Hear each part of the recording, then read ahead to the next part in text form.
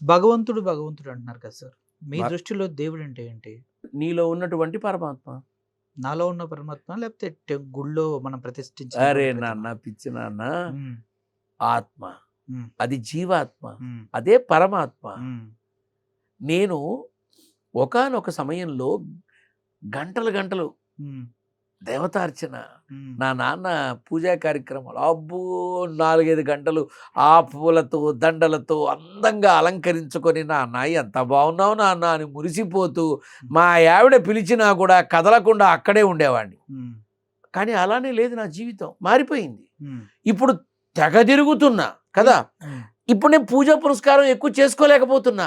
గంటన్నరలో ముగించుకోవాల్సొస్తోంది. హ్మ్. అంటే అప్పుడు చదివే స్తోత్రాలు, ఆ శ్లోకాలు, మంత్రాలు, తంత్రం ఏం కాదులే గానీ మంత్రాలు. ఇవన్నీ ఏవైతే ఉన్నాయో షార్ట్ అయిపోయినాయి. హ్మ్. సేవలోకొచ్చేసా. హ్మ్. సేవ అంటే నన్ను కలిసే వాళ్ళందరికీ నేను చెప్పటం. అప్పుడు నేను మా అమ్మగారిని అడిగా, "అమ్మా ఇదివరకు అట్లా ఉండేది. ఇప్పుడు అలా అంటే పిచ్చివాడా, మానవ సేవే మాధవ సేవ నాన్న. హ్మ్. నువ్వు చేసే ప్రతి మనిషిలో నీ నాన్నని చూడు. హ్మ్. అది భగవత్ సేవే.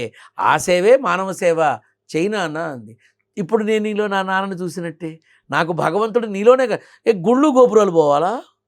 అంటే గుళ్ళలోనే ఉంటేనే భగవంతుడు కనికరిస్తాడా? హ్మ్. ఏ బై అసలు ఈ భారతావని కాదు, యావత్ విశ్వంలో హ్మ్. ఏ క్షేత్రానికి హ్మ్. నువ్వు వెళ్ళినా వెళ్ళకపోయినా నిన్నే క్షేత్రంగా భావించి నీకు జన్మనిచ్చిన అమ్మా నాన్నకి నమస్కారం చేస్తే సరిపోదా?